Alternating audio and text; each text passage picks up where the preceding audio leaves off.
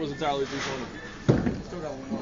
All right, this is Joe Koehne, WLSN, up here at Coleraine Bowl, where the Lancer bowling team is practicing over the holiday break, getting ready for the second half of the season. I'm here with Coach Bob Wingerberg. The head man, Hollis Haggard III, has not yet arrived on the scene. But I want to talk to Mr. Wingerberg here and get a sense as to where we're at on the season. What do you think of his team's performance so far, and what the days look like ahead? So Bob, are you surprised at the performance of your team thus far in the season? You're 10-2, you're undefeated in GCL play. Give me your thoughts about your team's performance right now. Well, Joe, I'd have to say, if going back to the beginning of the year, the things me and Coach Hollis talked about, at this point, yeah, I'd say we're a little bit surprised. But we know the talent we have. It's just the fact that we have to harness it and we have to start peaking at the right time, because we had a really, hot start to the year, coming out beating X really in our first week of the season. It's kind of gone downhill after that, but 10-2 going into January, into the new year, I got no complaints so far. Let's give Lancer Nation an idea of the makeup of this team. You had, 4 seniors on the team last year that have moved on to college and other things, and so you're a relatively young team. Is that a fair assessment? It's the fairest. We try to caution ourselves every day with, are we excited? Yeah, of course, but the fact of the matter is we got one kid who's able to drive a car right now, so that tells you all you need to know about us. Is we're really young, but we're talented. It's a fact of them becoming men, doing their thing and just improving. You're currently ranked 5th in the city, and St. X, whom you guys beat up here in this house, is ranked number 1. What do you think about that? It bothers me. I wish it would bother some of our kids more than it does.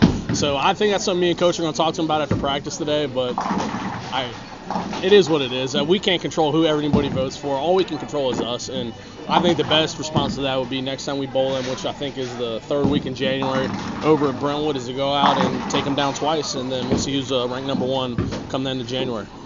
Now your next outing is the Eastern Lanes Holiday Classic on the 27th. So you have some time between now and then to work on some things. Obviously, as Lancer Nation well knows, if they've been following on WLSN's Facebook page and Twitter, your last few outings have been somewhat lackluster. Maybe that's a bit of an understatement. So what do you guys work on between now and your next outing? Well, truthfully, Joe, we only have one practice scheduled between now and next Thursday. So we were trying to give the kids a little break before the holiday. But as bad as it's been recently as far as effort on our behalf, I think that's something me and Coach are going to talk about here at the end of the day. And we're probably going to schedule another practice or two. It's really just, it comes down to the fact our kids aren't bowling well enough. We're not coaching well enough, because with the talent we have, we should be getting the job done. So me and Hollis are going to take that on our shoulders more than anything else, because like we were talking about earlier, we do got a young team. And the most important thing is that we coach to the best of our ability so our players can play to the best of their ability. So would you say it's more of a technique standpoint, a mental standpoint, or a little bit of both of what you have to work on? It's probably a little bit of both, because mentally it's hard to stay engaged in tournaments, and I think in tournaments we've had a lot of success. Then in some other tournaments we've really stunk up the joints. So I think that a part of it's mental. Technique-wise, I think we got 2 or 3 guys who are really fighting it right now, and it's not just strike balls, it's not just spares, it's everything, and it's only compounding. So if we can clean them up mentally and they can get a little confidence, that's why we've been trying to bowl some of the younger guys more, because they've been riding the bench and been big matches. So we just got to get the kids more time out there, and I think it'll all come together here eventually. So you guys are relatively comfortable bowling up here. You bowl reasonably well, and in a lot of cases very well, against your competition up here on the home lanes.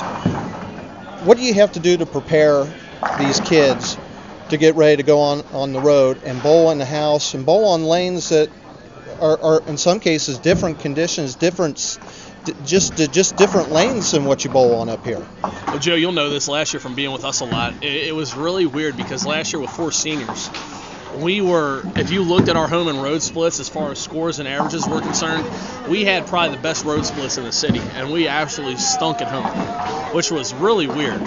So, and especially with a senior-laden team, you wouldn't think that. With a younger group, I don't think it's necessarily a fact that they're more confident at home and they perform better here. I think it's just taking the same approach mentally every day that when we go on the road, it's business, and we got to take care of us. So who do you like as far as your leaders on the team right now? Who's performing the best for you guys, not just from a statistical standpoint, but from a leadership standpoint on this team? I mean, we talk about him enough, so I don't want to go too deep into it, but Will Mullen's been probably not only our best bowler, but he's been, our heartbeat, our voice every day at practice. He takes it on his shoulders to lead the younger guys. He's been really good in matches as far as that goes. Eric Blessing and Matt Nichols got to step their game up. That's something I've talked to them about yesterday after the match, because what happened yesterday at Mason, you were there, it wasn't good enough. So Will's been great. When I get the other two guys on board who are really probably our two best bowlers, and they just haven't shown it yet, I think the sky's the limit for us. Bob, you brought up Mason.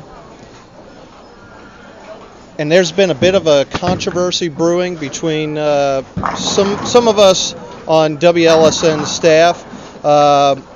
We'll name one Mr. Barrett Koehne, who I name as the center of the conspiracy to bring out yours truly and call myself out as though I'm not giving my best effort to cover one of the best teams, the best sports that is going on at LaSalle this winter. And he's gone so far as to say that I don't travel beyond the boundaries of Colerain Township. Is that a fair assessment? Joe, not at all, but I can only say that because I've only known you for about a year and a half. But last year you were fantastic for us. I mean, you weren't there all the time, but I know as much as I've talked to you that when you got time away from your family, away from from your parish, away from work and stuff, you've been great to us. So I got no complaints as far as that goes. I think that's just Barrett trying to stir the pot. I think so too, but we're going to stir the pot even more. So let me ask you your honest opinion. Who gives you better coverage, Barrett Koehne or yours truly? Oh, this is hands down Joe Koehne. No doubt. There you heard it, folks. You heard it live here at Colerain Bowl. Now, there's a few other items that we need to address as far as Barrett is concerned. Barrett called me out, and so now I feel it's time to call him out.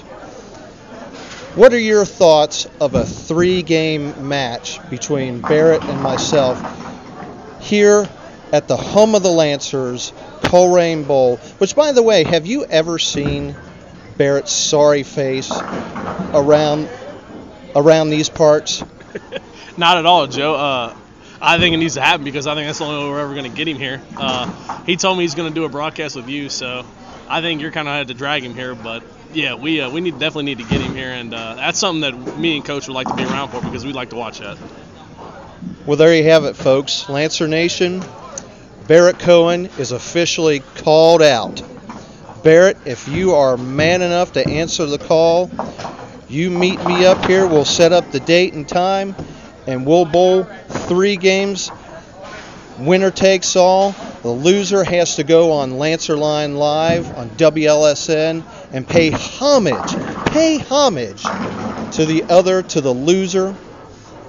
And maybe we can make this a fundraiser, maybe for the Will Ramsey Scholarship Endowment Fund. I know Will's father, Tom. He's a 91 graduate, as am I. I consider him a good friend. That'd be a good cause if we can get something going with that. But Barrett Koehne is officially called out. What do you think about that? Bring it on, Joe. Get him, buddy. I think we will. Well, that about wraps it up here at Colerain Bowl. Again, I'm here with Bob Wingerberg, the assistant coach of the 10-2 LaSalle Lancers, practicing, getting ready for the upcoming second half of the season. And as you heard it here, folks, we will be broadcasting live from the friendly confines of Colerain Bowl, Barrett and myself, January 8th. Mark your calendars. The Elder Panthers are coming calling, but the Lancers will be ready. I'm Joe Koehne. This is WLSN.